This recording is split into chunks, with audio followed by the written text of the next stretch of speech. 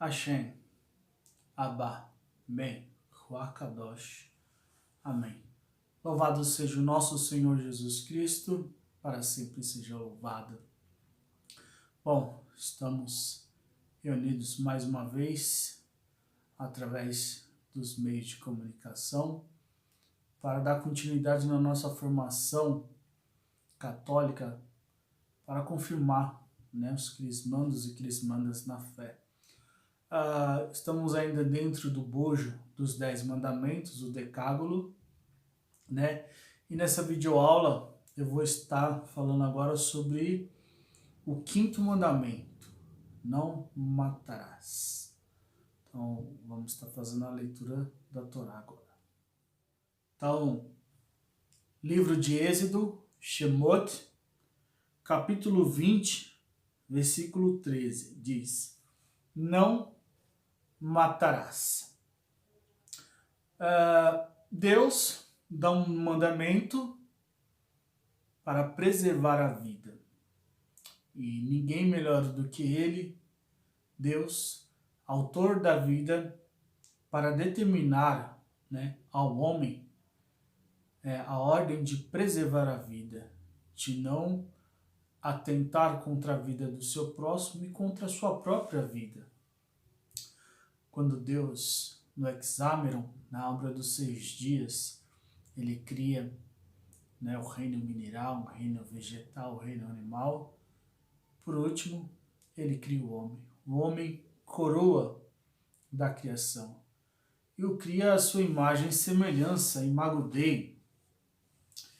E Deus expressou tanto o seu amor pelo homem, que lhe deu tantos atributos, tantas prerrogativas, os dons preternaturais, a imortalidade da alma, a razão, um ser pensante, imagem e semelhança de Deus.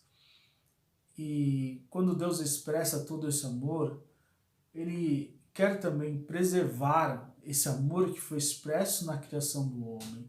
Ele quer preservar o homem. Deus ama o homem, quer sempre o homem em estado de paz, de comunhão, de integridade física e moral, para estar junto com Deus, para se alegrar com Deus, para ser participante da amizade, da felicidade de Deus. E mais uma vez, estamos diante de uma mitzvah, de um mandamento que tem implícito em si o direito natural, que é o direito da vida. Será que alguém precisa ter fé para observar que a ninguém é devido tirar a vida do outro? Será que alguém precisa ter fé, professar alguma fé, seja ela judaica, cristã ou muçulmana, para entender que ninguém tem o direito de tirar a vida do seu próximo? Será que alguém precisa ser um ser religioso, um monge cenobítico, para entender que não deve atentar contra a sua própria vida e contra a vida do próximo? É evidente que não. Esse é um dos mandamentos que expressa muito forte a característica do direito natural, da lei natural, que está no direito à vida, não só de não atentar contra a vida do próximo, mas de preservar, de proporcionar todo o bem para que todos os seres humanos vivam bem, E Deus é o autor da vida. Se Ele é o autor da vida, se é Ele que tem direito de dar a vida e tirar a vida, a Ele pertence a vida, do seu princípio até o seu fim. Viemos do pó e ao pó iremos retornar, ou seja, viemos de Elohim, Deus, e a Deus retornaremos. No Sidur, o livro de orações judaica, a primeira meditação, logo pela manhã, Modéani, diz assim: dou graças perante ti, ó Rei vivo e existente, que devolveste a minha alma com piedade, grande é a nossa fé em ti. Então o judeu, logo quando desperta, logo pela manhã, assim que ele abre o olho, primeira coisa que ele faz é agradecer a Deus que devolveu ao seu corpo a sua alma, né? Dando ele a oportunidade de mais um dia viver em comunhão com o Eterno, servindo o Eterno, né? Buscando a santidade, a justiça. E prosseguindo diz assim: bendito sejas tu, Eterno, nosso Deus, Rei do Universo, que formaste o homem com sabedoria e criaste nele órgãos com orifícios. Revelado e sabido é, perante o teu glorioso trono, que se um órgão aberto se fechar, ou um órgão fechado se abrir, o ser humano não sobreviverá nem uma hora. Bendito sejas tu, Eterno, que saras toda a carne e fazes maravilhas. Então, Deus é o autor da vida e acaba ele, né?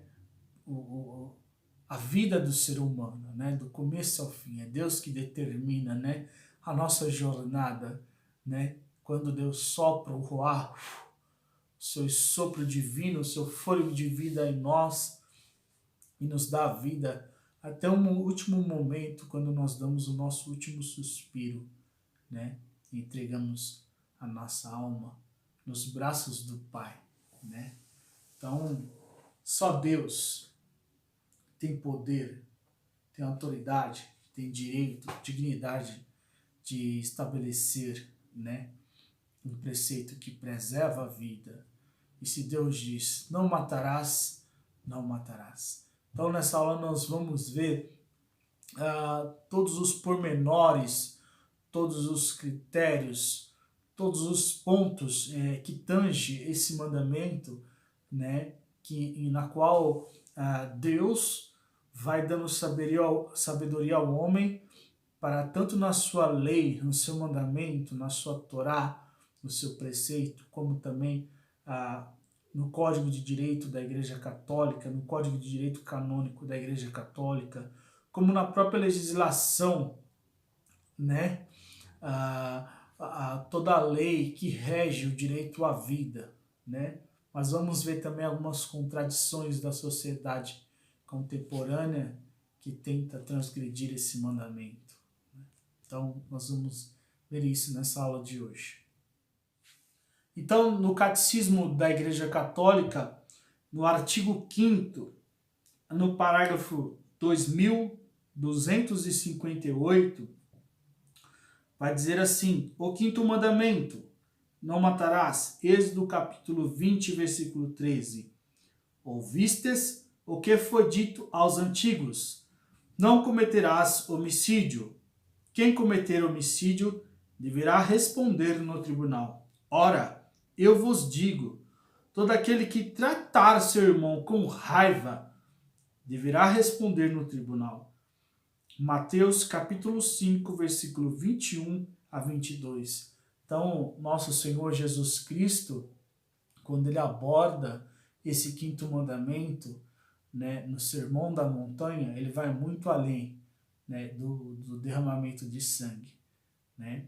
Mas ele toca até na questão que trata com relação ao respeito, a maneira de se dirigir ao próximo, né? Para ele, ele vai muito mais além, né? A própria palavra de arrogância, de jactância, de altivez, de prepotência, já é um atentado contra a vida, contra a dignidade do próximo, e ele já condena esse ato, né? Então, aqui também mais um assunto que nós vamos abordar, né? Muitas pessoas não matam com armas de fogo, né? Mas mata com a língua, né? Uma palavra que mata mortalmente a alma de uma pessoa e leva uma pessoa aí a sérias consequências psicológicas. Também nós vamos falar sobre isso. A vida humana é sagrada, porque desde sua origem ela encerra a ação criadora de Deus e permanece para sempre numa relação especial com o Criador, seu único fim. Então, como eu disse, a vida é sagrada para Deus. Ela é a coroa da criação. A última coisa que Deus fez foi o homem. O homem é a coroa da criação e ela encerra a criação de Deus. E ela é sagrada por Deus. Nós podemos observar na Torá que Deus constantemente vai reforçar a ideia de não se consumir nenhum alimento com sangue, dizendo que o sangue é sagrado, o sangue representa a vida. Então todo crime que derrama sangue, né, peca contra essa sacralidade da vida humana. Só Deus é dono da vida do começo ao fim. Então só Deus é o dono da vida, do começo ao fim. E só Ele deve determinar quando, né, começa e encerra a vida de um homem. Né? E isso vai totalmente bater de frente com algumas questões sociais, como relação ao aborto, à eutanásia, né, a pena de morte, a legítima defesa. Então nós vamos ver como que a igreja, na sua moral católica, na sua doutrina com relação ao quinto mandamento, como ela vai tratar desse quinto mandamento, como que ela vai abordar esses aspectos ante o quinto mandamento. Só Deus é o dono da vida, do começo ao fim.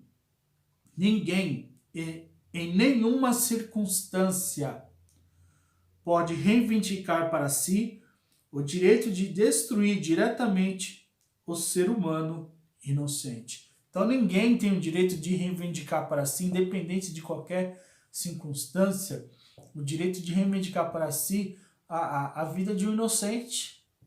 Ninguém tem direito sobre a vida do próximo. Só Deus. Né? Ninguém tem direito de tirar a vida do próximo. O respeito à vida humana. O testemunho da história sagrada. A Escritura, no relato do assassinato de Abel por seu irmão Caim, revela, desde o começo da história humana, a presença da cólera e da cobiça no homem, consequências do pecado original. Então, já na segunda geração, né, nós vemos aí um fratricídio, né, o homicídio do próprio irmão. Caim mata Abel. Isso é uma consequência, né, do pecado, da desobediência de nossos primeiros pais, Adão e Eva. Caim mata seu irmão Abel por inveja, né? Isso é uma consequência do pecado, né?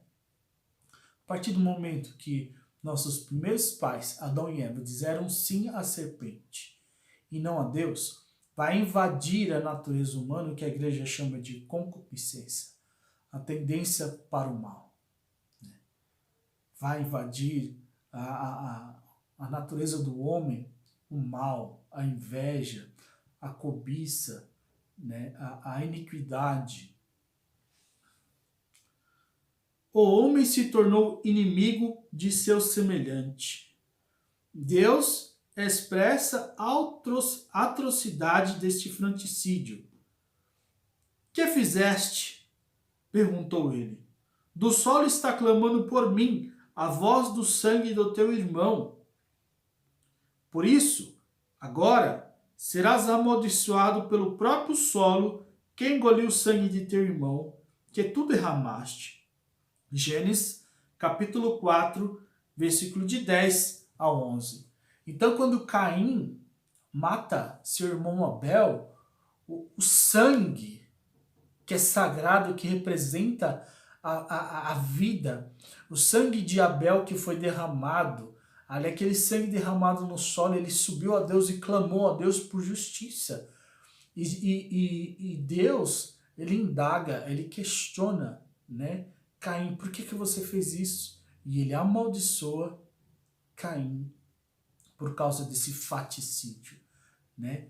O homicídio é um pecado que clama no alto céus por vingança, né?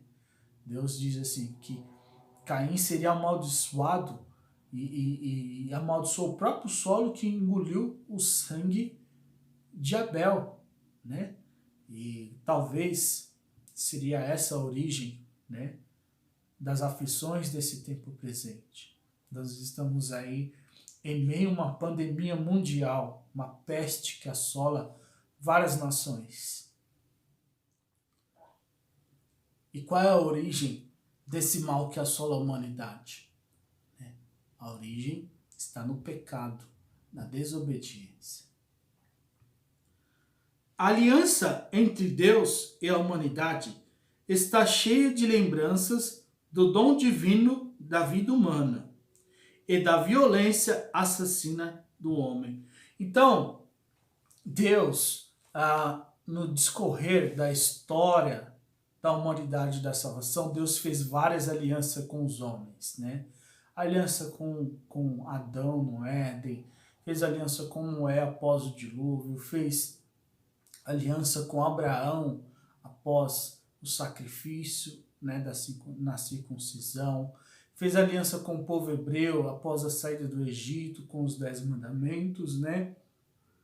E Deus foi atualizando essa aliança, né, com Isaac, com Jacó e Israel, né? E depois essa aliança ela se torna definitiva e perfeita através da paixão, morte e ressurreição de nosso Senhor Jesus Cristo, né?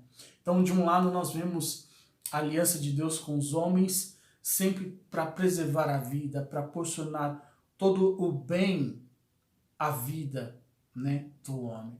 Por outro lado, nós vemos como consequência do pecado, como fruto, né, do pecado, como herança de Adão e Eva, né, que transmitiu a sua prole, nós, né, toda sorte de pecado, de atentado contra a vida, né, começando pelo faticídio, né, de Caim, né. Nós vamos ver aí na história da humanidade, nós vemos nos dias de hoje, infelizmente, né, Evangelho de Mateus, capítulo 24, nosso Senhor Jesus Cristo disse que nos últimos dias, por esfriar o amor, por o amor se esfriar, para o homem deixar de amar a Deus, deixar de amar o próximo. A iniquidade tem aumentado, o mal tem aumentado, o homicídio tem aumentado, né?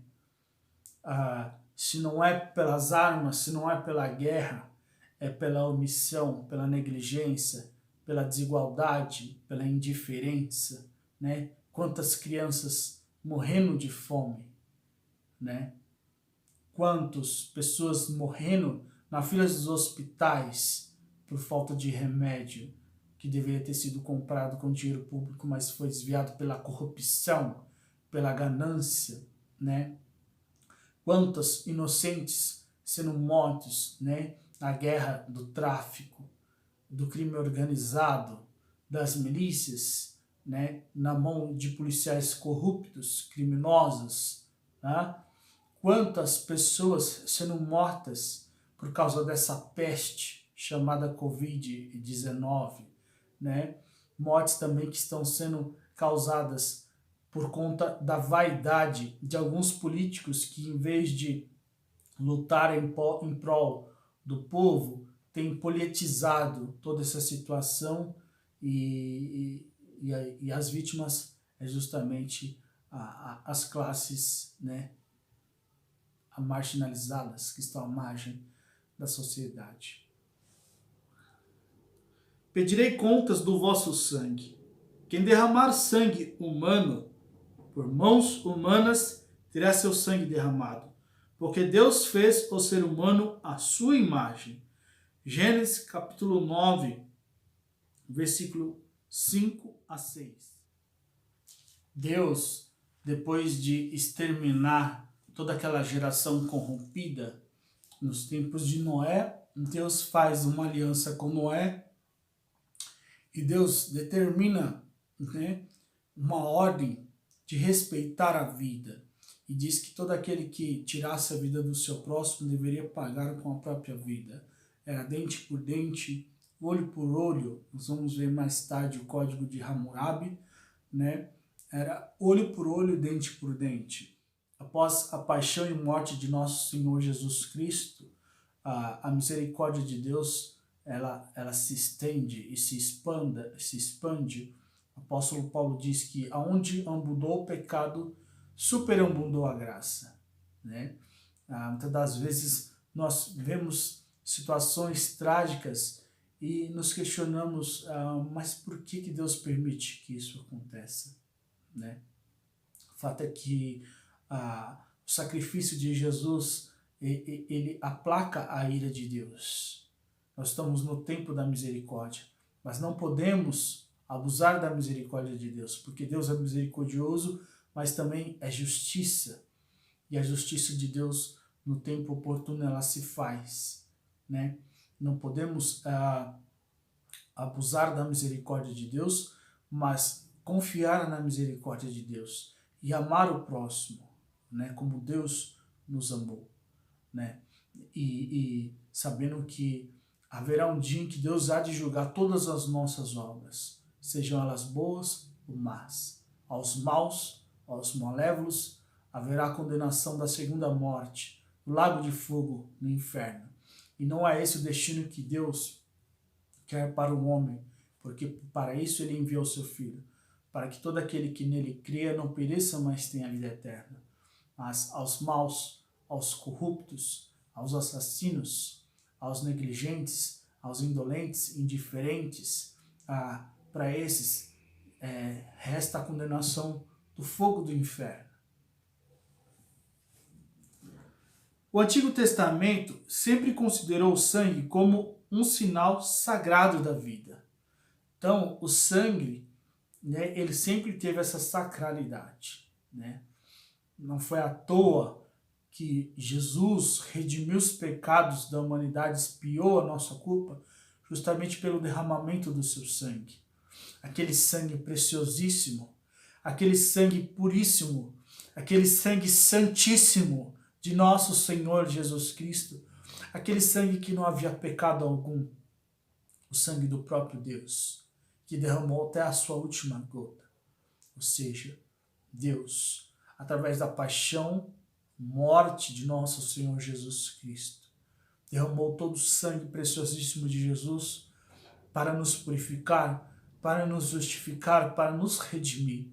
E como o sangue é sagrado, o sangue de Jesus é sacratíssimo, justamente para nos tornar sagrado, para nos tornar santo, para nos tornar puro, né? E para nos dar a dignidade da vida, né? O Evangelho de João, capítulo 10, diz que o inimigo vem para roubar, matar e destruir. Mas Jesus veio para que nós tenhamos vida, e vida em abundância, né?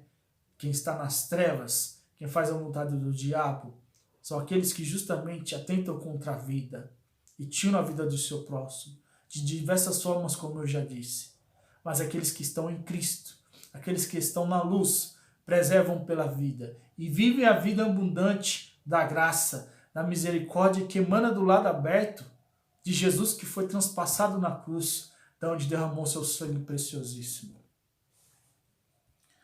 A Escritura determina com precisão a proibição contida no 5º mandamento: não mates o inocente e o justo. Êxodo capítulo 23, versículo 7.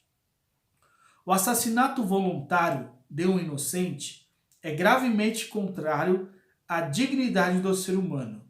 A regra de ouro é a santidade do Criador.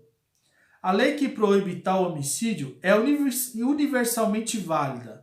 Obriga a todos e a cada um, sempre e em toda parte. Então, o 5º mandamento não é só para o judeu, não é só para o cristão, não é só para o muçulmano. Não foi só para os hebreus nos tempos de Moisés, nem nos tempos do Mashiach Jesus Cristo. É para todos os homens, de todos os tempos, de todos os lugares, independente da sua profissão de fé. Mesmo aqueles que dizem não acreditar em Deus, que atentam contra a vida, também não estão isentos do juízo de Deus. Serão julgados e punidos no juízo final de Deus. No Sermão da Montanha, o Senhor recorda o preceito: não cometerás homicídio. Mateus capítulo 5, versículo 21. Ele acrescenta a proibição da cólera, do ódio e da vingança. Então Jesus ele é radical, ele vai muito mais além do derramamento de sangue. Ele vai mais além. Ele vai além. Ele traz a boa nova do evangelho do amor que é vivido no dia a dia, na convivência, na tolerância, na paz, na compreensão, no diálogo. Quantas homicidas arrogantes, prepotentes, altivos, quantos homens que fazem do seu dinheiro seu Deus são arrogantes, altivos, prepotentes, né? Não olha no seu olho, você fala um bom dia, não responde, passa por você na rua, quando você para no semáforo, levanta o vidro, né? São réprobos, iníquos, malévolos, estão destinados ao fogo do inferno se não se converterem, né? Matam a cada dia, né? A sociedade por causa da sua indiferença, do seu ódio, da sua arrogância, né? Da sua injustiça, da sua desigualdade.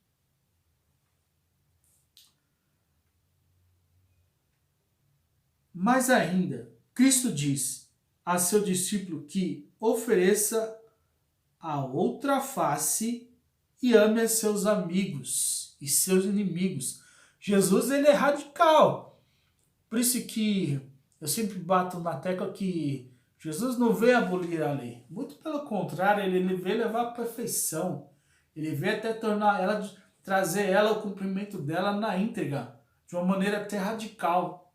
E agora sim, ele fala porque ele traz o Espírito Santo. Ele dá graça para viver esse mandamento. Né? Jesus, ele fala o seguinte, se te bate no lado esquerdo, oferece o direito. Não revide. Né? É mais radical ainda. E ele fez isso. Isaías capítulo 53, como ovelha muda que vai para o matadouro, não abriu sua boca. Jesus foi traído por um beijo pelo seu discípulo, Judas Iscariotes. E quando ele foi ser preso, Pedro saca da espada e vai para cima dos soldados para defender Jesus. Jesus falou, Pedro, guarda a espada na bainha. Guarda a espada na bainha, foi para isso que eu vim. Deixa eles fazerem o que eles querem fazer. Ele foi, deixou ser levado, preso, julgado, condenado, açoitado, crucificado, transpassado. Ele mesmo não se defendeu e disse a Pedro que deixasse a espada na bainha, então ele não se defende. Ele diz ainda, se eu quisesse, eu pedi ao Pai, ele enviaria uma legião de anjos. Legião são milhares de anjos. Ia lutar contra aqueles soldados e ia libertá-lo. Mas ele quis cumprir a vontade do Pai. Como uma ovelha muda que vai para o matadouro, ele não abriu a sua boca. A legítima defesa. Então agora eu vou falar sobre a legítima defesa. É um assunto também polêmico, né? Que muitas pessoas confundem, interpretam erroneamente e podem acabar sendo induzidos ao erro, a um pecado mortal, grave, transgredindo o quinto mandamento, o quinto mitzvah. A legítima defesa das pessoas e das sociedades não é uma exceção à proibição de matar o inocente. Então, o fato de existir a legítima defesa não significa que existe uma brecha para você matar um inocente. O que constitui o homicídio voluntário? A ação de defender-se pode acarretar duplo efeito. Um é a conservação da própria vida. O outro é a morte do agressor. Então a legítima defesa, ela pode acarretar um duplo efeito. Primeiro, a defesa da minha vida. Segundo, a morte do agressor, certo? Só que na legítima defesa, de acordo com o 5º mandamento, a legítima defesa, quando a gente age em legítima defesa, a única coisa que a gente quer é proteger e defender a nossa própria vida e não a morte do outro. Então, tem que tomar cuidado, porque quando você age em legítima defesa, é até o momento em que você consegue defender a sua vida. A partir do momento que você conseguiu defender a sua vida, que você conseguiu garantir a sua integridade física, para por aí. Tá? Vou dar um exemplo. Um bandido veio me assaltar. E ele estava muito exaltado, meio alterado, que era percebível que ele estava até drogado, e que ocorreu, e ele não queria, eu vi que ele não queria só me roubar, mas ele também pretendia tirar a minha vida. Diante desse risco de morte, eu saio em legítima defesa e consigo dominar o bandido e tomar a arma dele. Então eu consegui tomar a arma dele, eu já o dominei, eu já não corro mais o risco de ser morto por ele. Então para por aí a legítima defesa. Eu não preciso matar ele. Né? Recentemente teve um caso de uma atriz, Ana Hickman, né? De um caso que estava ela, mais uma outra pessoa, e acho que é o seu cunhado, e o cunhado agiu em legítima defesa e acabou matando, né, o criminoso. E ele deu 5 tiros no criminoso. Então, esse é um caso que, né, foi bastante polêmico, o julgamento desse caso. Agora eu não me recordo qual foi a decisão, se ele foi inocentado ou condenado, acredito que foi inocentado. Porém, veja bem, será que ele precisava dar 5 tiros no bandido para dominá-lo? Talvez um único tiro não conseguia dominar o bandido? E ele teria protegido a sua vida, a vida dos demais, mas não levaria ao óbito, né, desse criminoso. Então, é um assunto polêmico, tá? Não estou julgando, não estou fazendo jurisprudência, só estou levantando uma questão, né, que cabe somente à legislação, tá? Ao Código Penal e o Código de Processo Penal julgar e julgou. Né? Então você pode ir lá e pesquisar qual foi o desfecho desse caso. O amor a si mesmo permanece um princípio fundamental da moralidade. Então, o amor a si mesmo. E amor a si mesmo não tem nada a ver com egocentrismo. Uma coisa é o egocentrismo, uma pessoa que se coloca no centro do universo, né? Que pelo seu bem-estar, pelo seu bel prazer, ele é capaz de fazer qualquer coisa, até intentar contra a vida do próximo. Não com armas de fogo, como eu disse, mas com a desigualdade, com a injustiça, com a corrupção, né? Provocar a morte de milhares de inocentes por causa do seu ego, da sua vaidade, do seu egoísmo. Isso não tem nada a ver com amor a si mesmo, amor próprio. Amor próprio quer dizer reconhecer a sua dignidade como pessoa, como criatura feita por Deus, como, no caso de um fiel diante de Deus, um templo do Espírito Santo. Isso é amor. É reconhecer esse amor que Deus tem por você, que a sua estrutura, a sua existência, a sua essência evidencia o amor de Deus que te fez como você é. Isso é amor próprio. O amor próprio a si mesmo permanece um princípio fundamental da moralidade. É legítimo, portanto, fazer respeitar seu próprio direito à vida. Então, amor ao próprio significa que você se ama, que você reconhece o seu direito de viver, porque foi Deus que te deu a vida, E, portanto, você tem o direito de lutar pela sua vida, de se defender, no caso da legítima defesa, né? Quem defende sua vida não é culpável de homicídio, mesmo se for obrigado a matar o agressor.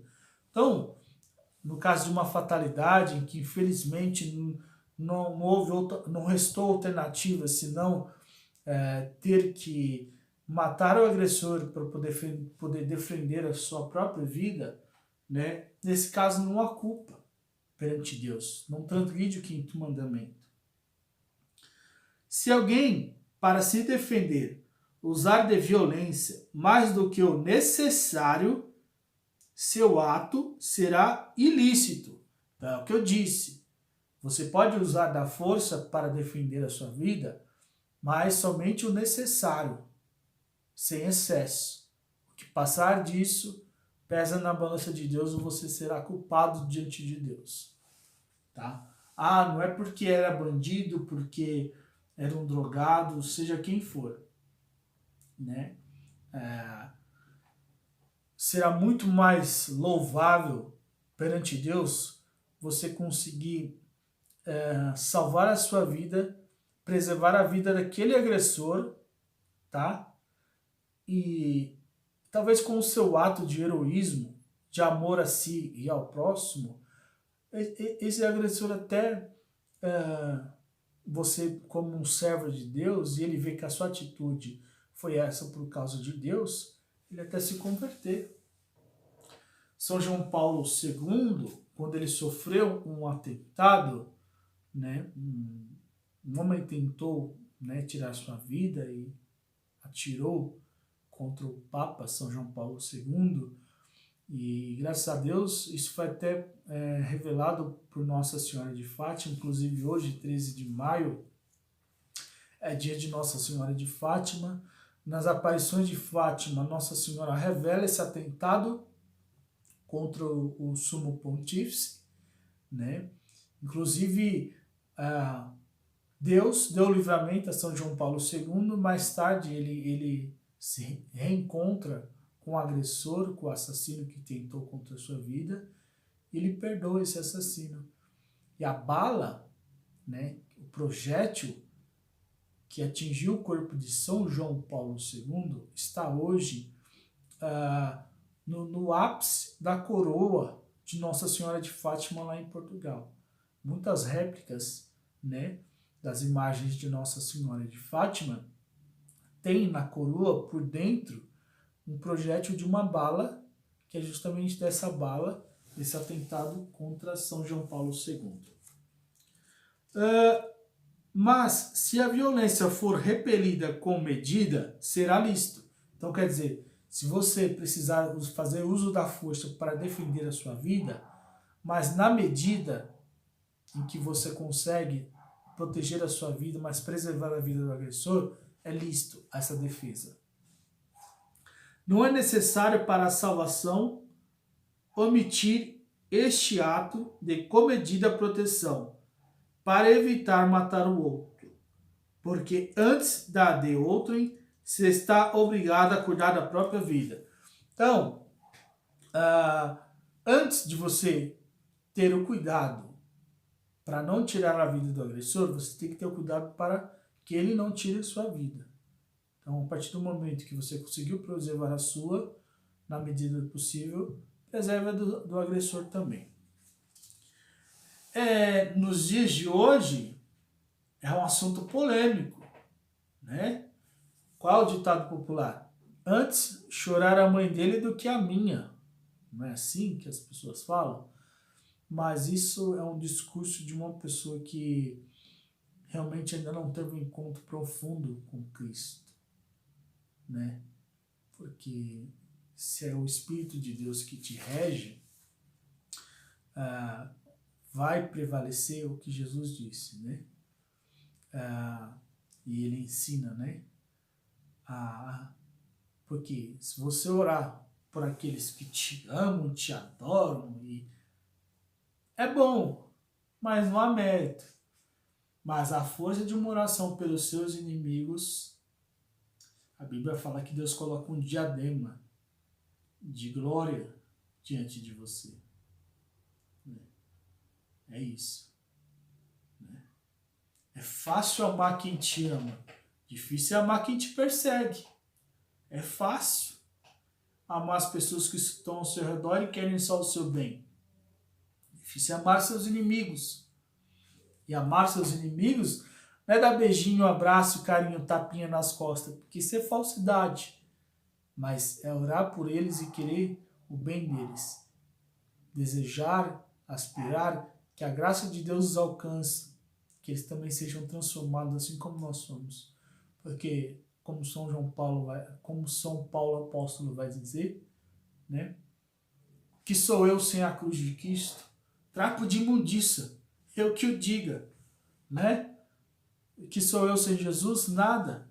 Que seria eu, quem era eu antes de Cristo entrar na minha vida, né?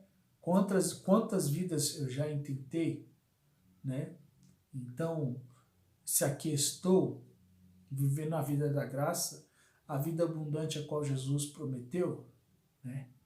Quem sou eu para querer desejar o mal do meu próximo? Né? A legítima defesa, além de um direito, pode antes ser um dever grave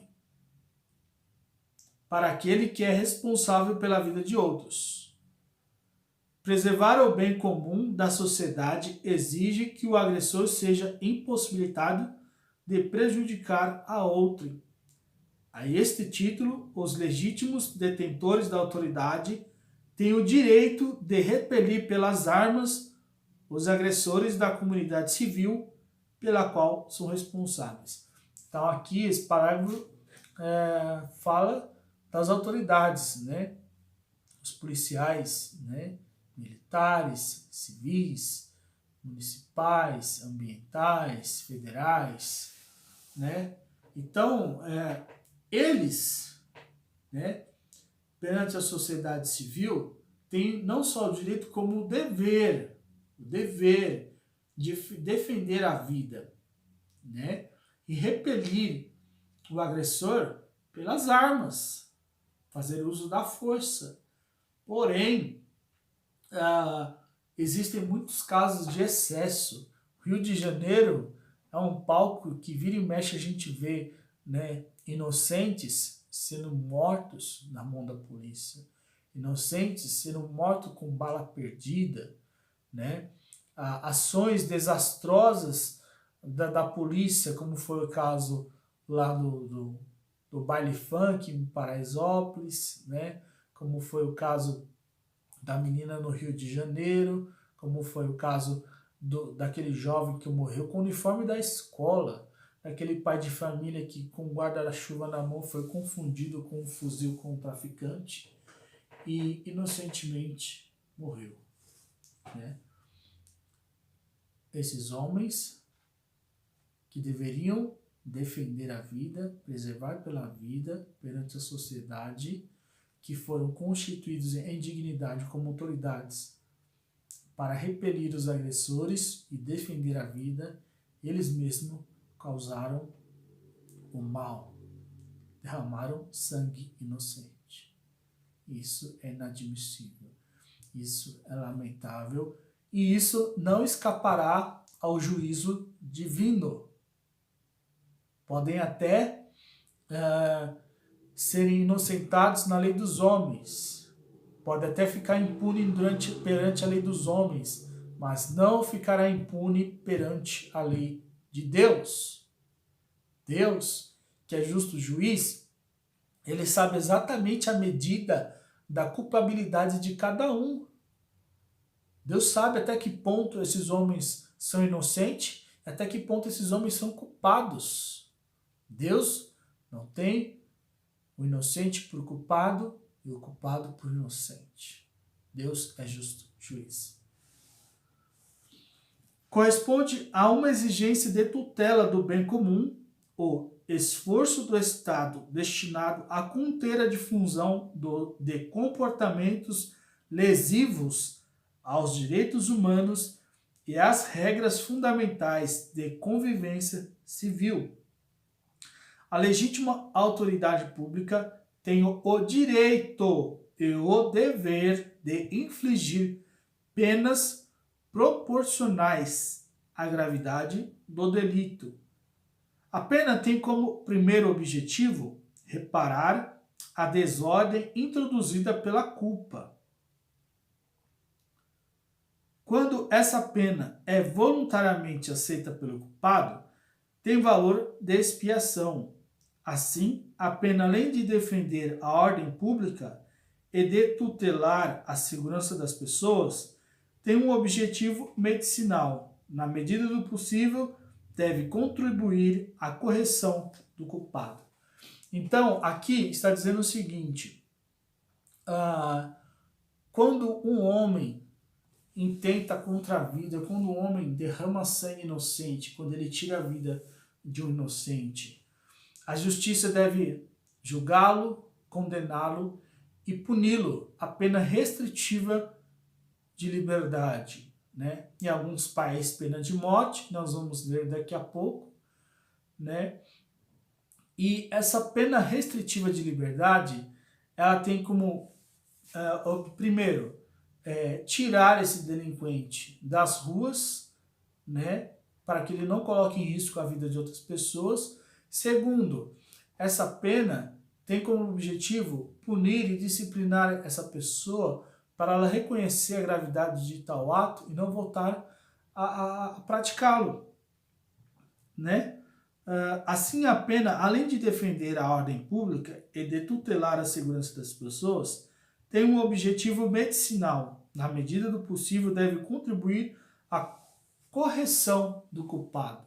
Então, na teoria, né, quando uma pessoa é condenada no Código Penal, de acordo com o Código Penal, no artigo 121, que diz sobre o homicídio, quando uma pessoa é condenada por homicídio, pode hoje em dia é um crime hediondo, pode ir de 7 até 18 anos de prisão, mais ou menos, né? Depende do grau, né, das particularidades. Quando uma pessoa é condenada por homicídio, tem esse objetivo. Agora, a questão é, só com a pena é possível reeducar um homicida? Só com a pena é possível reeducar uma pessoa que tirou a vida de outro? O sistema prisional brasileiro é capaz de reeducar um homicida? O projeto de ressocialização do sistema penitenciário brasileiro é capaz de regenerar um ser humano hoje? Não. Não é capaz. Muito pelo contrário. O sistema prisional brasileiro está falido. Está apodrecido. Está corrompido. O sistema prisional hoje não é capaz de regenerar um delinquente. Não é capaz. Não existem medidas socioeducativas, não existem medidas que possam proporcionar a um homem uma reeducação para que ele reintegre a sociedade, né, de forma digna, de forma honesta. E como então isso pode acontecer? Através de um encontro com Cristo, através da graça de Deus agindo, reordenando a vida de um homem. Os sistemas prisionais hoje são dominados pelo crime organizado, pelas facções. De dentro dos presídios vem a ordem para executar, para matar, sequestrar, traficar. Então, um lugar desse não é um ambiente que é capaz de regenerar ninguém, de educar ninguém. Não é. Não é. Esse é um dos grandes problemas da sociedade aqui no Brasil. Né? Os países, né, a lei se faz valer como nos Estados Unidos, na China, não que lá não exista criminalidade. Existe. Não que nos outros países não existem crimes. Existem índices de criminalidades. Mas os índices de regeneração da população carcerária é bem maior. Pena de morte. Então agora mais um assunto polêmico que nós vamos tratar, a pena de morte. Durante muito tempo, o recurso à pena de morte por parte da autoridade legítima, após um processo regular, foi considerado uma resposta adequada à gravidade de alguns delitos e um meio aceitável, ainda que extremo, para a tutela do bem comum. Então, durante algum tempo, até que se achavam, né, que a pena de morte é um meio regular e aceitável e que dava resultado, né, para acabar com a criminalidade. Mas como você pode dizer que que aquele agressor, que aquele criminoso, com a pena de morte você reeducou ele? Você não reeducou ele, você matou ele, você executou ele, né? E a pena de morte, ela pressupõe também que o ser humano não é capaz de se regenerar. A pena de morte pressupõe, ela condena o criminoso por um crime que ele não cometeu. Condena ele por esse crime que ele está sendo julgado, mas também por crimes que subentende que ele pode cometer no futuro.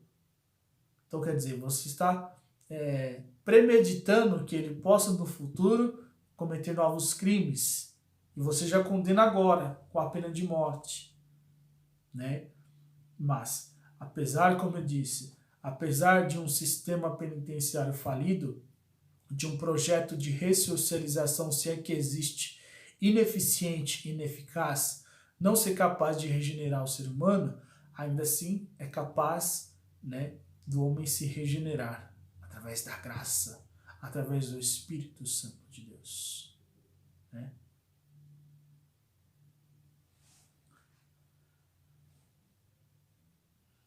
Hoje, no entanto, está cada vez mais viva a consciência de que a dignidade da pessoa não se perde. Então, quer dizer, por mais que o homem tenha cometido um crime, né, ainda assim ele tem a dignidade, né, de ser humano, a sua vida, né? Por mais que ele seja um criminoso, ele ainda tem o direito da vida. É algo assim que soa meio contraditório, né? Como, por exemplo, um assassino, né, que tirou a vida. Ele tirou a vida de outro e tem direito de viver, né? Mas ainda assim, né? Por mais que ele tenha tirado a vida de outra pessoa, não cabe a mim julgar se ele tem direito à vida ou não. Se ele deve viver ou se ele deve morrer. Não cabe a mim, cabe ao Eterno. Tá dando para entender? É isso. Se Deus, se Deus é o Eterno, é Todo-Poderoso, se nós estamos debaixo da sua tutela, a sua palavra é a última. Se Deus diz não matarás, não matarás, independente de quem quer que seja ele criminoso ou o que for. Deus não disse assim, se for criminoso pode matar. Tá entendendo? Então a vida do começo ao fim pertence a Deus. A última palavra é dele. Tá? Deus, como diz o Salmo, ele tira o homem do monturo e põe para sentar em meio aos príncipes do seu povo. Deus, ele pode transformar. Ele pode pegar uma escória da sociedade, um estuprador, um traficante, um sequestrador, até um assassino, e transformar num grande homem de Deus. E através desse homem, Deus salvar muitas vidas. Deus pode. Quem pode dizer que Deus não pode fazer isso? Quem pode dizer que Deus não pode? Hã? Quem é de duvidar que Deus não pode fazer isso?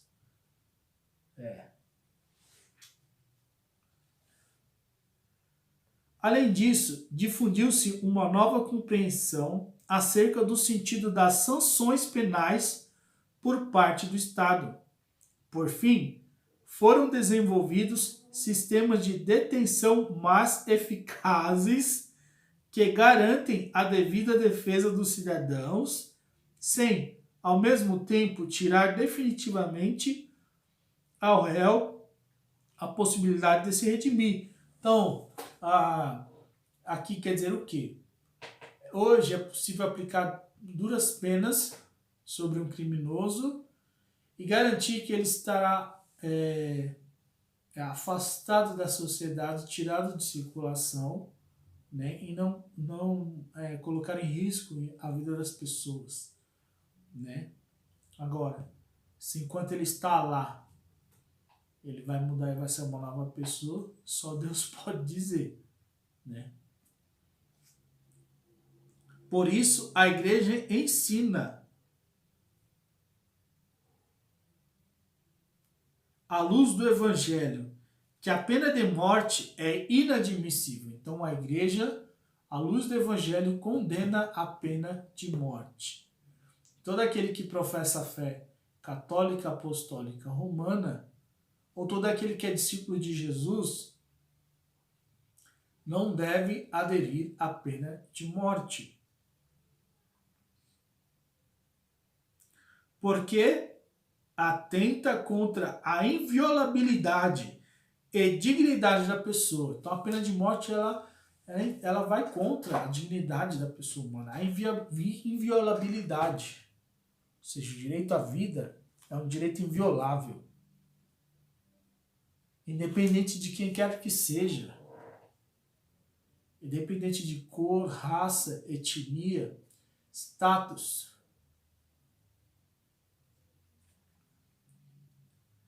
E se empenha com determinação em prol de sua abolição em todo o mundo. Então a igreja, né, ela não só é contra a pena de morte, como ela, em todo o mundo, nós somos a única igreja existente nos 4 continentes.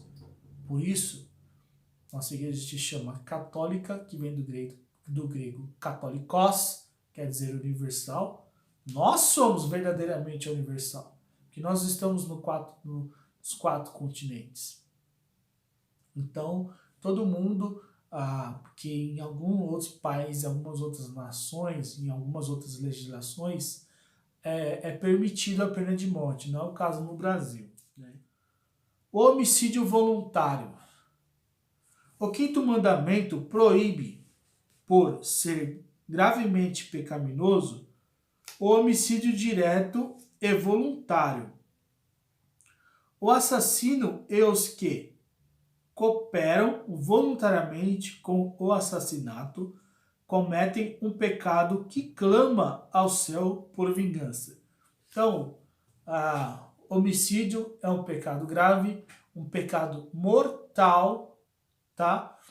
Depois, tá, na sequência, na próxima aula, eu vou fazer uma introdução dos restantes dos mandamentos e vou também dar um tutorial para que vocês se preparem para a confissão. Por quê? Os 10 mandamentos é a base da moral católica. O que é a moral católica? É a doutrina da Igreja Católica que diz como nós devemos viver, certo? Moralmente. Então, a base da moral católica é os 10 mandamentos. Todo e qualquer pecado contra os 10 mandamentos é pecado grave, é pecado mortal, que causa a morte espiritual do cristão, o afastamento de Deus, o merecimento do inferno. E somente mediante a confissão auricular ao pé da orelha do sacerdote é que nossos pecados são absolvidos, perdoados, nós voltamos a ter comunhão com Deus, né? Depois vai ter uma aula para falar sobre o sacramento da confissão. Mas, como eu já estou abordando os 10 mandamentos, então eu vou fazer um tutorial para orientar vocês para se prepararem para realizar uma boa confissão. Então, quando um católico vai se confessar, ele deve meditar os 10 mandamentos, fazer uma análise, um exame de consciência perante esses 10 mandamentos e ver em quais mandamentos eu tenho transgredido? Se transgredir contra qualquer um desses 10 mandamentos, então incorri em pecado mortal, em matéria grave, devo me confessar. Ok? O infanticídio ou fraticídio. Infanticídio é o homicídio, o assassinato de crianças. Fraticídio é o homicídio de irmão. O praticídio é o homicídio do pai.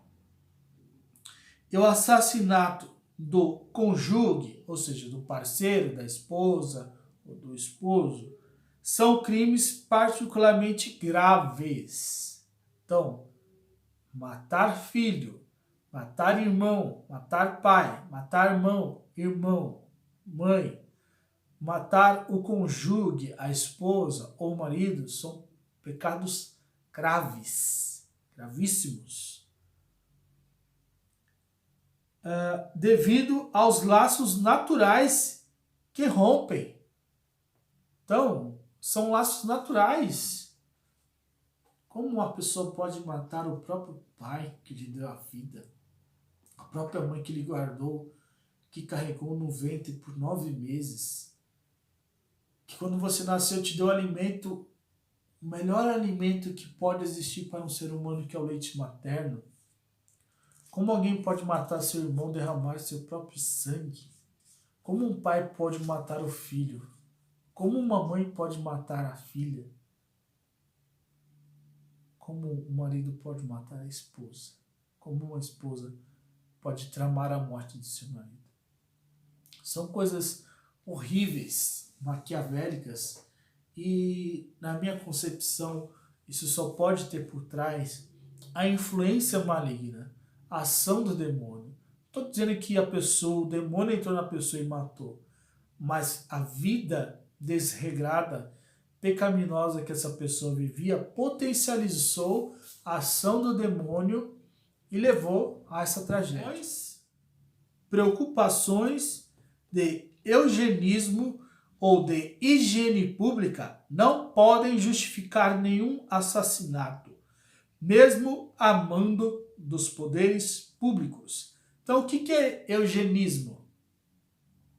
Eugenismo seria a promover o genocídio de uma certa raça ou classe da sociedade, né? Como, por exemplo, negros, né? Já houve muito assassinato de negros, né? Escravos, né? De judeus, como foi o caso do Holocausto, né? Em que Hitler e Mussolini promoveu a morte de milhões de judeus no Holocausto, né? Dentro das câmaras de ar, nos campos de concentração nazista, em Auschwitz, né? Então, isso é inadmissível. Isso é um pecado que brada ao céu por vingança. Também aqui cabe também a moradores de rua, usuários de droga, né? Não é porque é morador de rua, como foi o caso daquele índio, né? Que os filhos de advogados, juízes, aqueles burgueses tacaram fogo naquele índio, se eu não me engano é o índio Caiapó, não me recordo muito bem. Tacaram fogo naquele índio, porque ele é indígena, porque ele era morador de rua, ele não tinha direito à vida, à dignidade. Usuários de droga, né? Homossexuais, né? Independente do pecado, da situação de miséria, ainda assim eles têm a dignidade fundamental e o direito à vida, né? Não cabe a nós julgá-los se devem morrer ou não. Todos nós temos pecados, né? O travesti tem a sua compulsão sexual. O usuário tem a sua compulsão por substâncias psicoativas, né? O alcoólatra tem a sua compulsão pela bebida, pelo consumo de bebida alcoólica. Mas cada um de nós temos as nossas compulsões. E não cabe a nós julgar quem deve viver ou morrer. Para o pecado, o perdão. Para o crime, a justiça. E para a doença, o tratamento e a cura.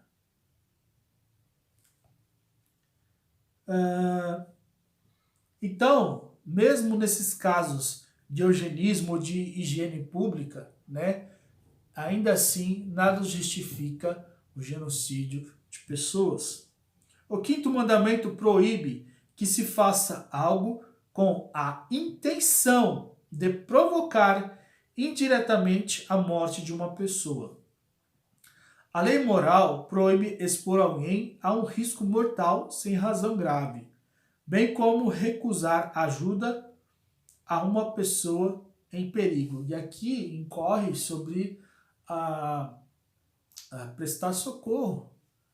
Então, se você vê uma pessoa em risco de vida e você tem a possibilidade de salvar aquela pessoa e você não salva e aquela pessoa morre, você pecou contra o quinto mandamento. Ainda que você não tenha provocado aquele risco, mas se você teve a oportunidade, se você teve a oportunidade, você também teve o dever de salvar aquela pessoa, né?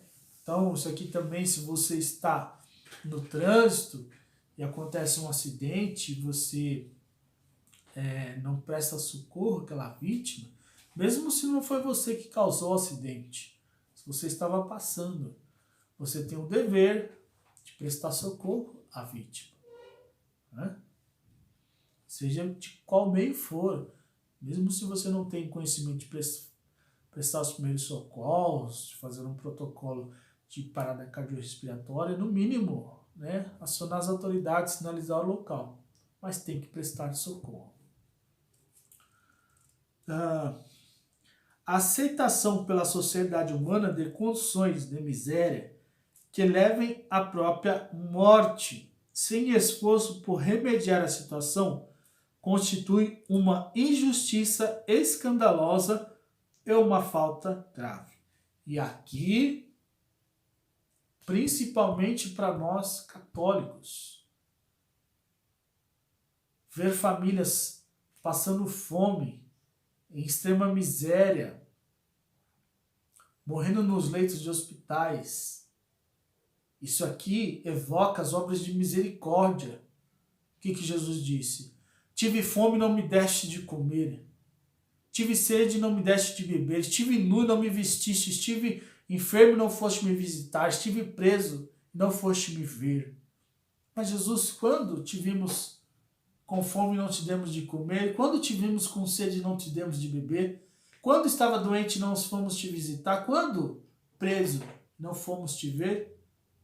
Quando negligenciastes a um desses miseráveis, famintos, pobres, excluídos, a mim negligenciais. Afastai-vos de mim, vós, que praticais iniquidade. Isso é muito forte. Então, o cristão tem o dever de praticar obras de misericórdia, obras de caridade, obras assistenciais. Se você não tem a coragem, a disponibilidade de ir a campo, levar o alimento, o remédio, o agasalho, entrega para a igreja, que a Igreja Católica Apostólica Romana, ela realiza a maior obra de assistencial de caridade no mundo. Nenhuma outra instituição, nem a Unicef, nem a Unesco, nem a OMS, nenhuma instituição realiza tanta caridade como a Igreja Católica Apostólica Romana. Se a Igreja Católica retirar seus missionários de países de extrema pobreza, de extrema miséria, como na África, em Guiné-Bissau, no Congo, se a Igreja Católica retirar seus missionários de lá, esses lugares, as pessoas vão morrer aos milhões de fome. Para você ter uma ideia da magnitude da obra assistencial de caridade da Igreja Católica no mundo. No mundo. Nenhuma outra instituição, estou dizendo a igreja, a instituição, nenhuma outra instituição faz mais do que nós fazemos.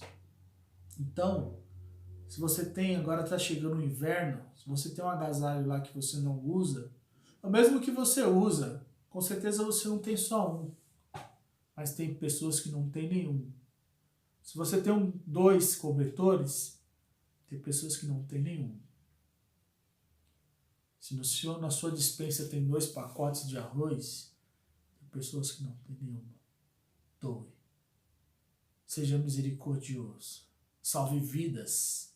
E não negligencie, não peque contra o 5º mandamento.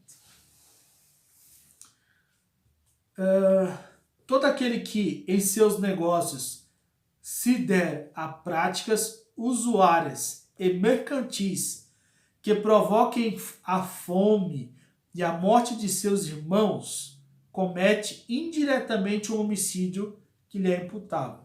Então, tem que tomar cuidado, tá? Se o seu negócio ele promove a desigualdade, a miséria, a injustiça, toma cuidado. Toma cuidado. Às vezes, o inimigo, o apóstolo Paulo vai dizer assim, não subestimais as armadilhas do diabo. Ele é astuto.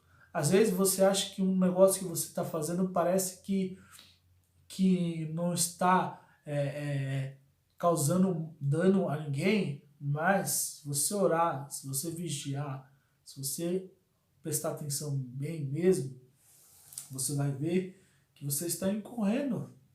Empresários, né, que fazem partes de cartéis, que pagam propinas, né, para ganhar licitações, né, no fornecimento de merenda escolar, remédios, né, cesta básica, e fazem parte de um esquema de corrupção com esses governantes, esses políticos, está tentando contra o 5º mandamento. Às vezes você não é empresário diretamente, mas você é o gestor de um empresário que faz parte desse esquema e você sabe, e você com medo de perder o seu emprego, muitas das vezes você acaba fazendo parte desse esquema, né? Você acaba compactuando com isso. Então, é melhor, né, renunciar a esse emprego, né? E com esse gesto permitir que Deus te honre como outra porta de emprego do que fazer parte desse esquema e ir para o inferno. O aborto. Então agora mais um assunto polêmico. Esse 5º mandamento é um mandamento que ele vai acabar abrangendo várias esferas da sociedade, várias relações do ser humano. Então esse vídeo provavelmente ele vai ficar um pouco extenso, porque ele vai se faz necessário abordar todos esses aspectos. Agora eu vou falar sobre o aborto.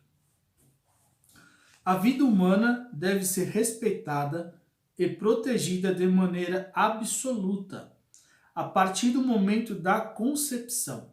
Então, de acordo com a ciência, tá? Aqui agora eu vou abordar, não é de acordo com o catecismo da Igreja Católica, mas vou falar com dados científicos, tá? Se a vida pertence a Deus do começo ao fim, quando que começa uma vida?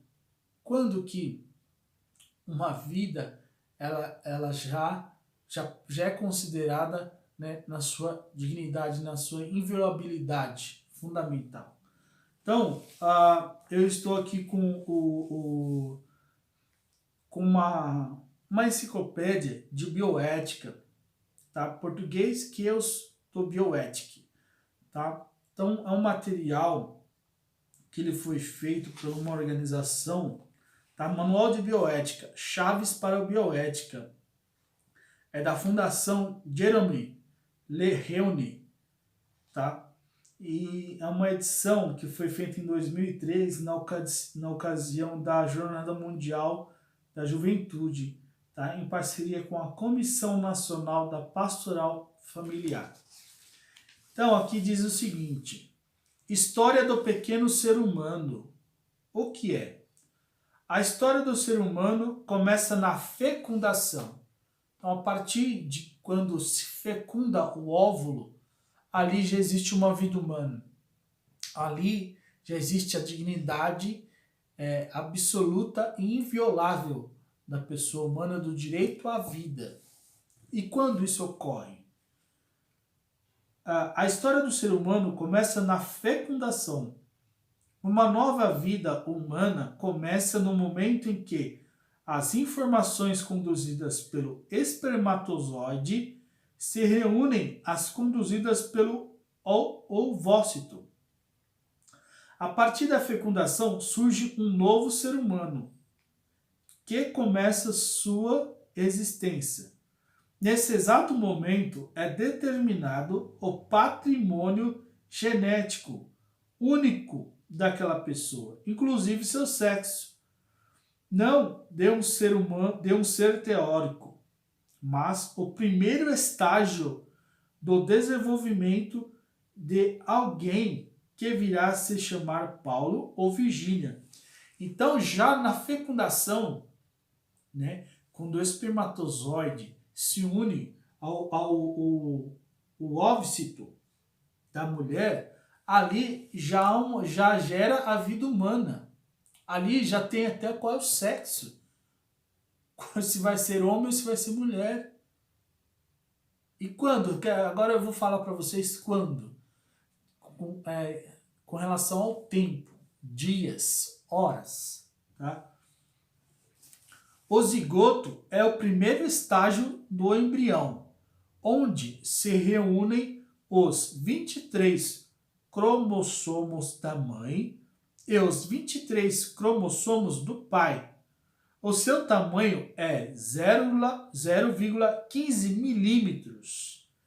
Então, o zigoto recebe a informação e a vida do espermatozoide vivo do pai e do ovocito da mãe. O zigoto é o primeiro estágio do desenvolvimento. O embrião começa a se dividir, manifestando assim uma nova vida. Então ele se divide em duas células. Isso já no primeiro dia. Já no primeiro dia. Então, já no ato conceptivo do homem e da mulher, quando o espermatozoide do homem, ali já gera vida no primeiro dia. Aquela célula já se transforma em duas. Ali já é possível até identificar qual vai ser o sexo. Ali já há vida, ali já há o direito à vida, a dignidade da pessoa humana. As células se comunicam entre elas, demonstrando que são organizadas. Do zigoto ao feto, tudo acontece de maneira ordenada da vida. No segundo dia já se transformou em 4 células. No terceiro dia em 8 células. De 10 a 30 células no quarto dia.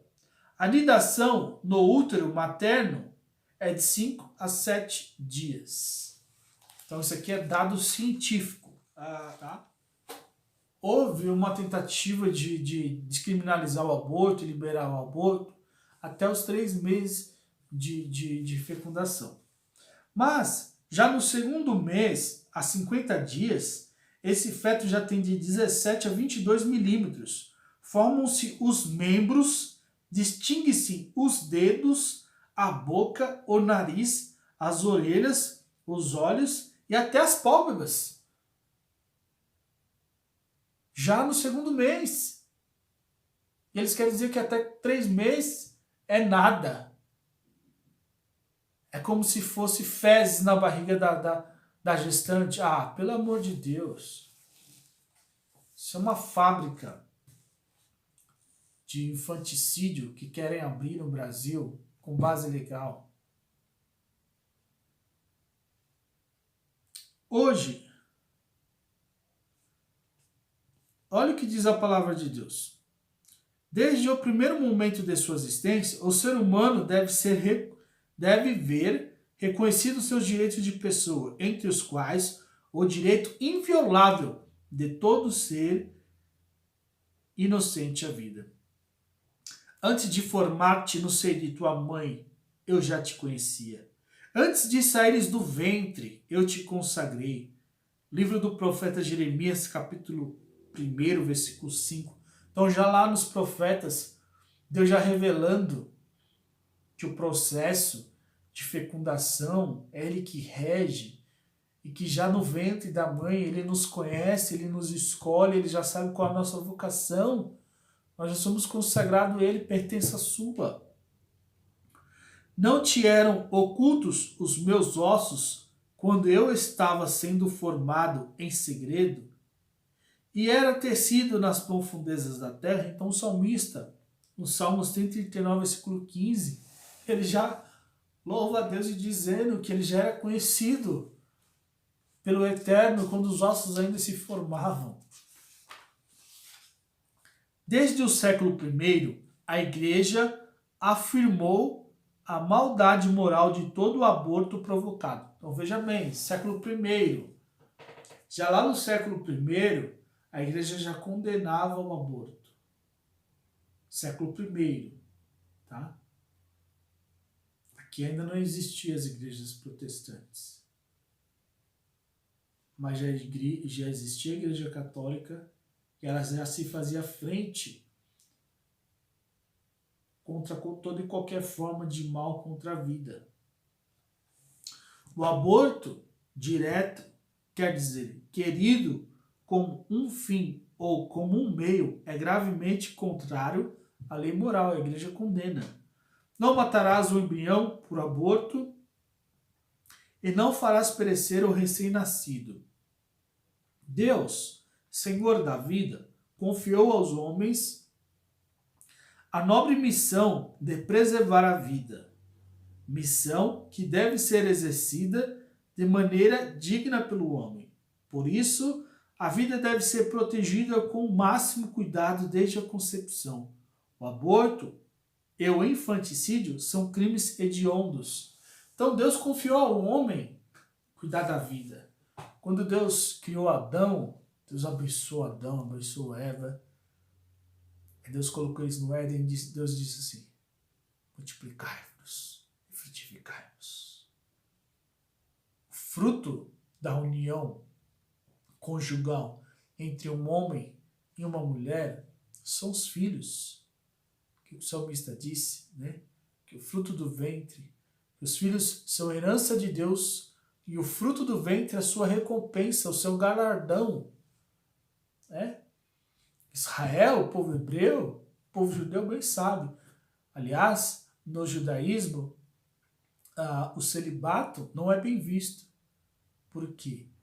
Porque um homem e uma mulher, eles são considerados abençoados no judaísmo quando eles têm muitos filhos.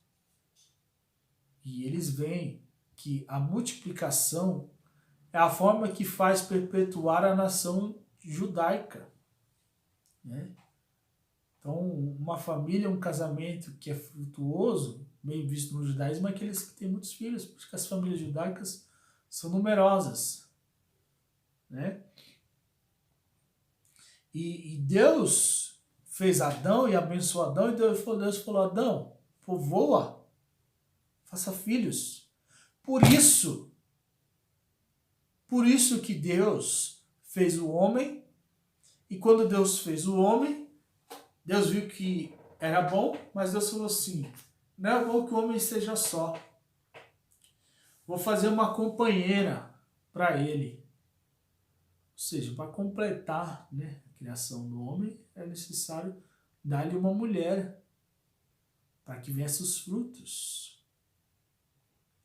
E a única forma, e aqui eu falo com dado científico, tá? Com propriedade, a única forma que o ser humano Homo sapiens fez perpetuar a sua espécie na face da Terra foi justamente a união de um homem com uma mulher para procriar. Se o ser humano, o homem, conseguiu chegar até hoje, mesmo diante de tanta peste, tanta praga, tanta doença, né? Se aumenta a taxa de natalidade, é porque ainda existe a família tradicional no padrão divino constituído por Deus, formado de homem e mulher. Né? Se o homem tivesse se unido a outro homem, nós já teríamos sucumbido há milhares de anos atrás. Né? Não chegaríamos no século XXI. Talvez nem no século XIX. Teria ficado lá no século IX. Né? Então é isso.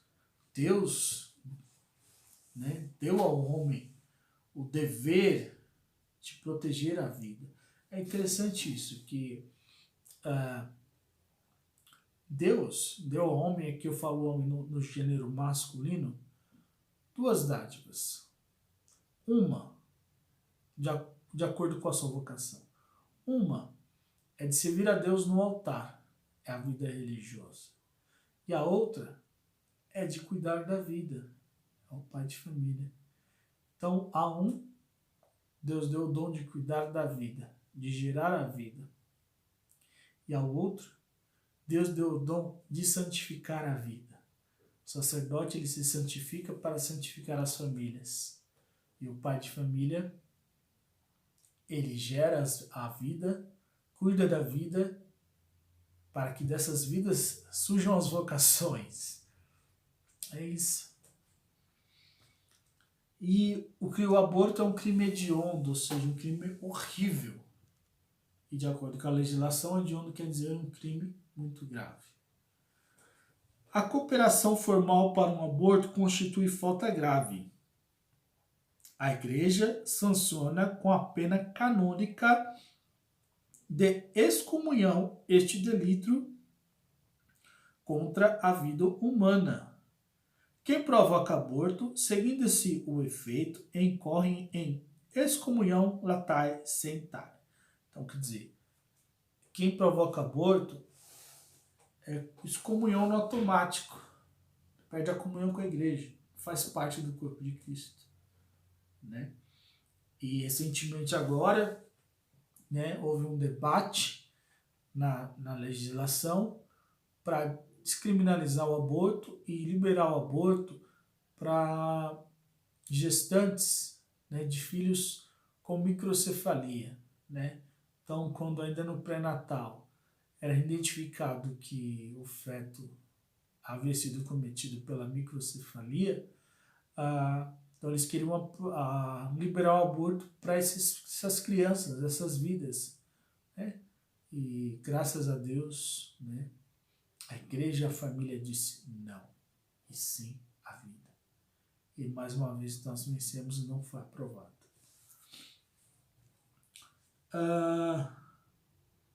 Com isso, a igreja não quer restringir o campo da misericórdia.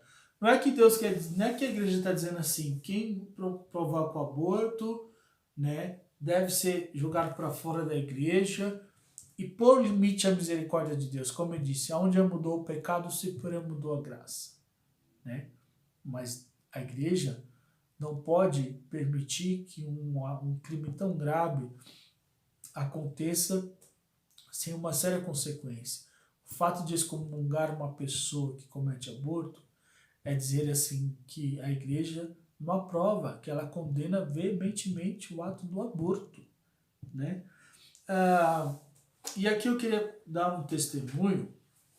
Tempos atrás, uma aluna, não vou identificar o nome dela por ética, mas ela foi logo após, né, nos bastidores de uma aula como essa, ela me confessou que certa vez ela tentou praticar o aborto. Né? Ela já tinha um filho e ela ficou grávida pela segunda vez. E a empresa onde ela trabalhava, né, ela tinha um cargo muito importante, de muitas viagens, muitas reuniões, e a empresa não gostou que ela tinha ficado grávida. E o chefe dela disse assim, escolhe, né, ou a criança ou o emprego. Né? E ela acabou optando pelo emprego. Né? Ela tentou abortar, mas não conseguiu, Deus não permitiu.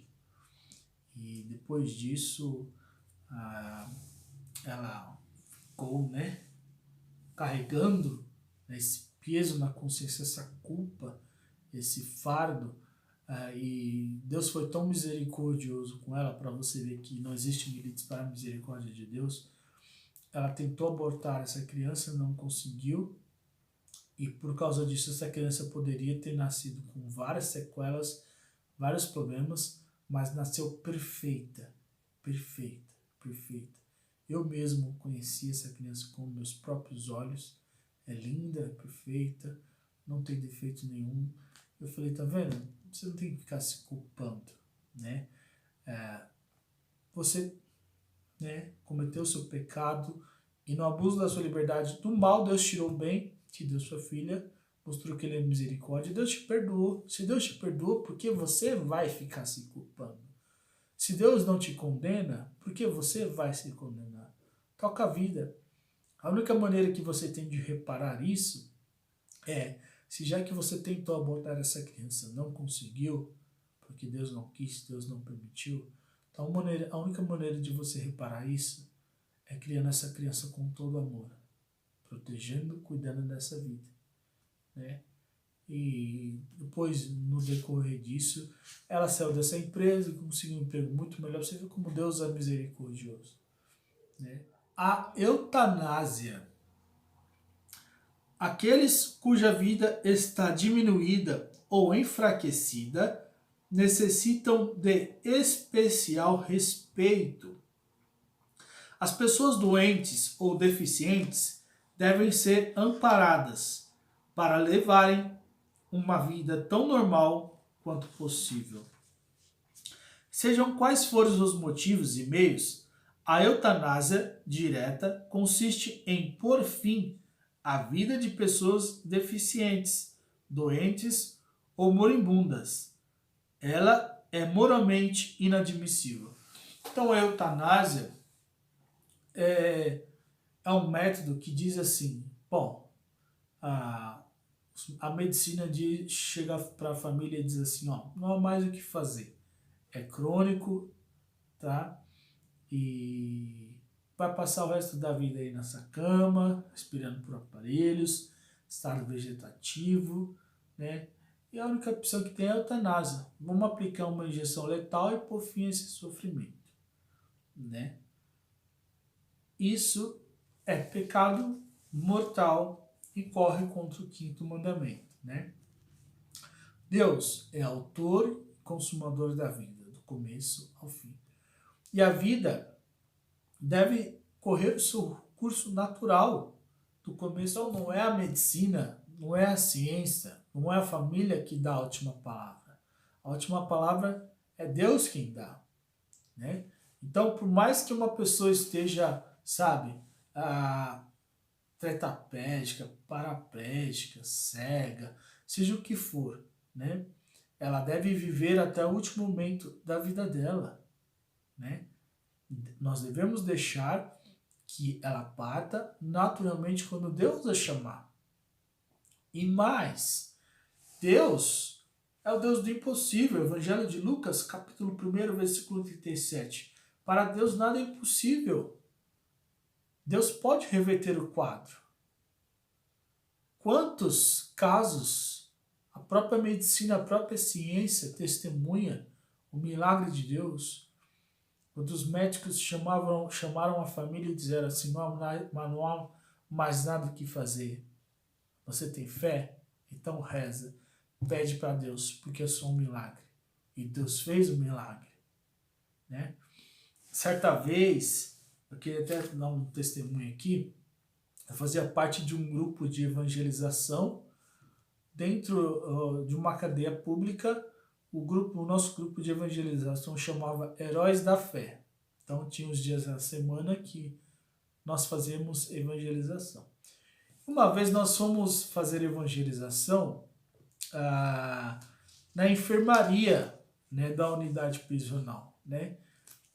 Numa parte onde os presos que estavam com doença, tinham problemas, né, cadeira de roda, diabetes, soro positivo, tuberculose. Então eles ficavam nessa parte, na enfermaria, isolados, né? Para ter melhores cuidados. E nós entramos em um leito, tinha um senhor, deveria ter sido entre os seus 40 a 45 anos de idade, novo. E ele estava com tuberculose. E ele já estava no seu terceiro estágio da tuberculose, né? Bem magro, bem debilitado, já não andava mais, respirava com dificuldade. E nós, né, rodeamos aquela maca e fomos orar. E eu lembro como se fosse hoje que eu olhei aquele homem naquele estado e eu pensei comigo assim, misericórdia, Jesus, é o fim dele, né? Está nas últimas, né? O Senhor manifesta a sua misericórdia e conceda para ele um lugar no céu, né? E nós oramos. Passado mais ou menos uns 30 dias, nós oramos com fé. Passado 30 dias, esse homem ele retornou e ele foi dar o testemunho. Quando esse homem ele entrou na sala, ele entrou andando com as próprias pernas, já firme, já mais revigorado, curado da tuberculose, e ele veio dar testemunho.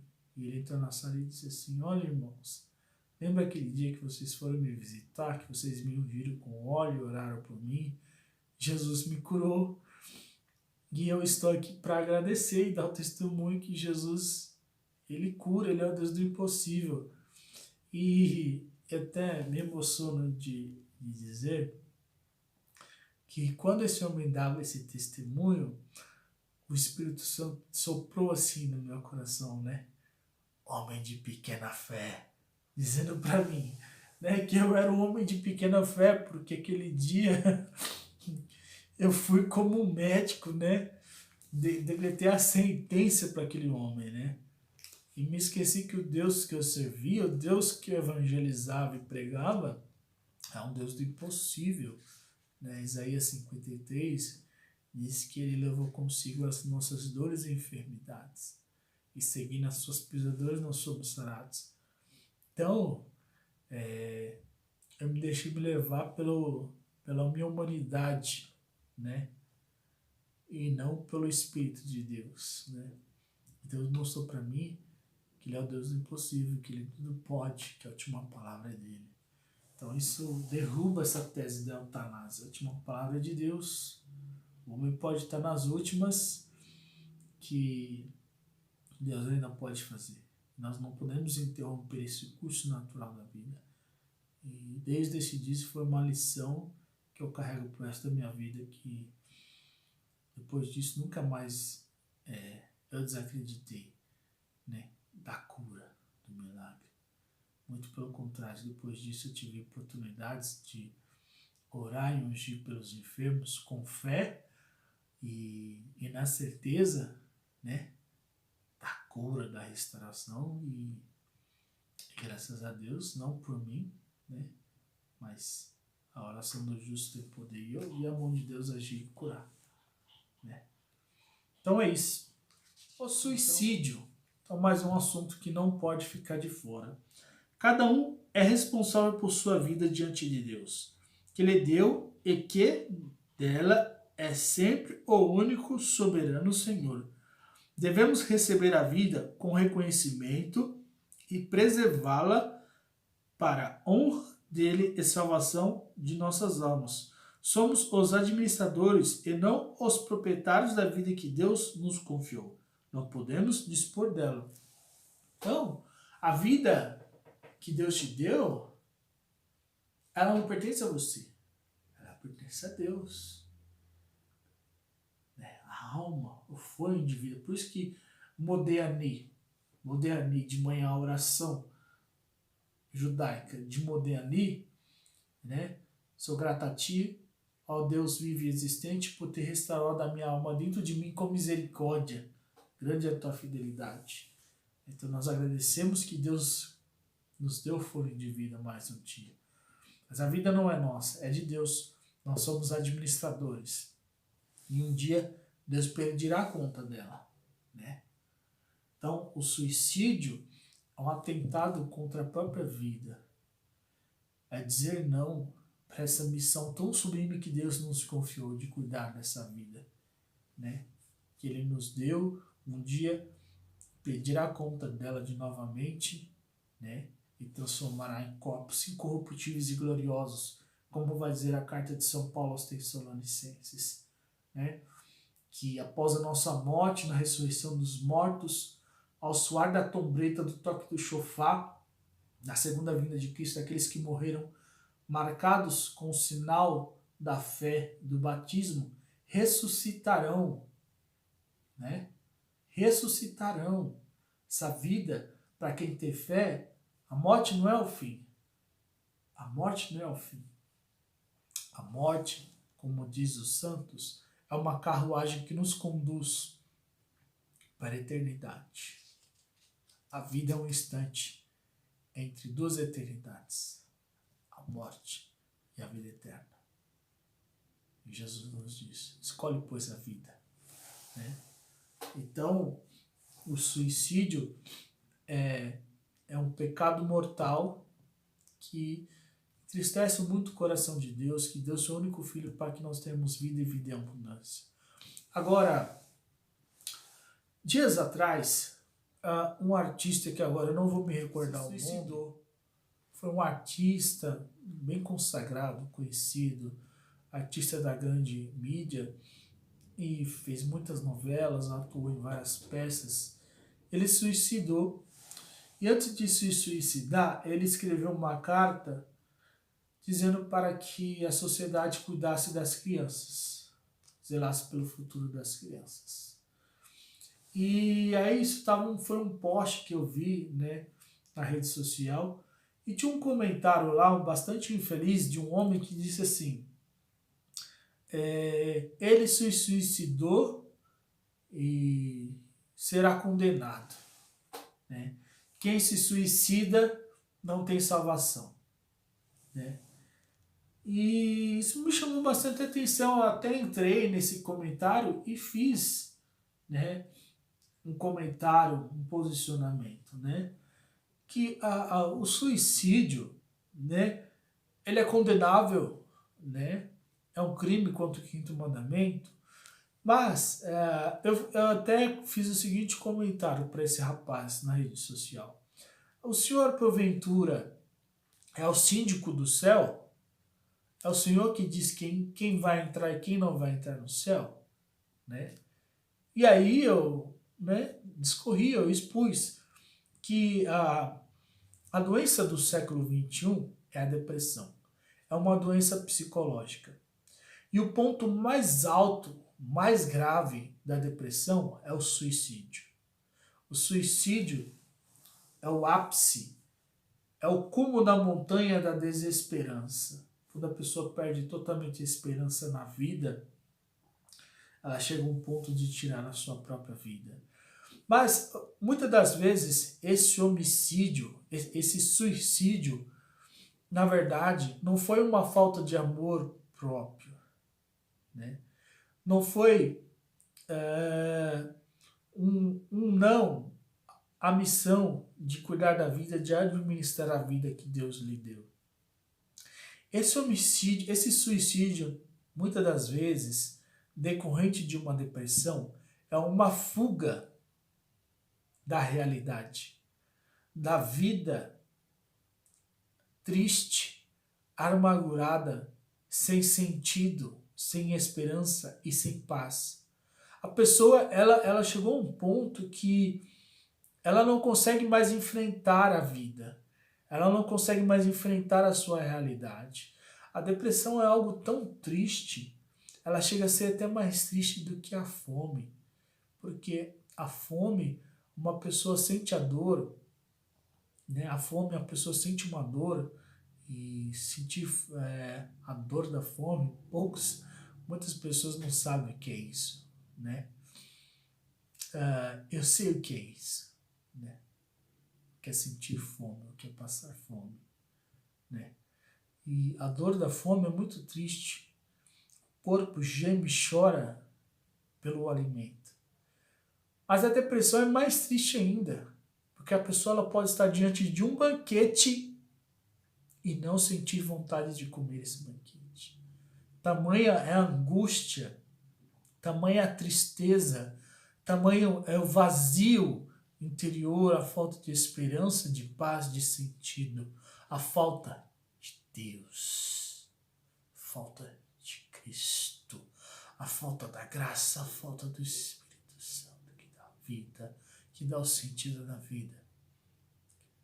E a pessoa chega nesse ponto que a único meio dela fugir dessa realidade, dessa angústia, dessa tristeza, é o suicídio. E a depressão, por ser uma doença psicológica, ela leva a pessoa ao suicídio, que nesse caso, quando a pessoa ela já está depressiva ao ponto de suicidar, ela comete um ato irracional. Ela começa agora a pensar sem racionalidade. Ela já não raciocina. Seus atos já não agem mais com a razão. E ao ponto de tirar a própria vida. Então, veja bem, é uma situação muito difícil, que nós não podemos julgar. Só Deus sabe o estado psicológico daquela pessoa, só Deus sabe o estado de espírito daquela alma, naquele ponto em que ela se suicidou. Nesse caso, não se trata não se trata de um crime passional do ego, mas de uma doença psicológica. Então é um doente. É uma pessoa que morreu decorrente de uma doença. É uma vítima de uma doença chamada depressão. É isso. É isso. Às vezes se torna até diante de Deus mais lícito, mais compreensível, mais passivo da misericórdia de Deus do que uma pessoa que morre de cirrose decorrente do consumo de bebida alcoólica. A pessoa morreu de cirrose. Ela não se suicidou, ela morreu de cirrose. Mas ela foi se matando, se suicidando aos poucos, bebendo desregradamente bebida alcoólica. Ou de câncer decorrente do tabagismo, ela não se suicidou, não pegou uma arma e atirou na própria cabeça, mas ela foi se matando, se suicidando aos poucos a cada trago. Inclusive narguilé, que tem sido muito consumido pelos jovens de hoje em dia. Ou uma pessoa que morreu de soro positivo, AIDS. Ela não pegou uma faca e se matou, mas a vida sexual desregrada fez ela adquirir essa doença e mesmo assim ela não se cuidou. E ela foi matando aos poucos, se matando, porque tem pessoas que são portadoras do vírus do HIV, mas por hereditárias, ou são vítimas de fraude sexual, tiveram relação sexual com uma pessoa que tinha o vírus, e essa pessoa não falou e passou para ela. Agora tem outras pessoas que não, por imoralidade, pecaminosidade, por abuso desregrado, por libertinagem, né, tiveram a sua vida sexual totalmente desregrada, se relacionaram com muitas pessoas sem qualquer compromisso, sem qualquer cuidado e contraíram o vírus. E essa vida sexual desregrada é um suicídio contínuo de uma vida. Ao contrário de uma pessoa que todas as vezes nunca usou droga, nunca consumiu bebida alcoólica, cigarro, ou a sexualidade desregrada, mas por causa das aflições desse tempo presente, por causa da miséria, da desigualdade, da falta de amor. Essas pessoas foram cometidas pela depressão e foram morrendo aos poucos, psicologicamente, espiritualmente, intelectualmente, até chegar ao ponto de não mais racionalizar e tirar a própria vida. Então temos que tomar cuidado com essas situações. Só Deus, que é justo juiz, né, que pode e vai julgar essas causas, né? Então eu encerro por aqui esse quinto mandamento, né? Na próxima aula agora eu vou gravar uma aula e eu vou abordar todos os outros mandamentos que se referem à sexualidade, né? Contra a castidade, cobiçar a mulher do próximo, né? As coisas alheias, ok? Então vamos continuar perseverantes em oração. Hoje, 13 de maio, né? Que a Virgem de Fátima, que apareceu aos 3 pastorinhos de Fátima, com a sua luz, né, irradiante, ela também nos ilumina e nos cubra com o seu manto sagrado. E assim como a aparição de Fátima foi importantíssima naquele momento, Segunda Guerra Mundial, em que a humanidade sofria por causa de uma peste, né, chamada guerra, e a aparição de Fátima foi importantíssima naquela ocasião. Que a Virgem de Fátima, que hoje nós celebramos em toda a órbita da Terra, também possa interceder a Deus por nós. Que a luz de Fátima, que fez o sol bailar diante de milhares de testemunhas lá em Fátima, Portugal, também possa iluminar os nossos caminhos. Que Deus nos abençoe em nome de Hashem. Abba, Ben Ruach Kadosh. Amém.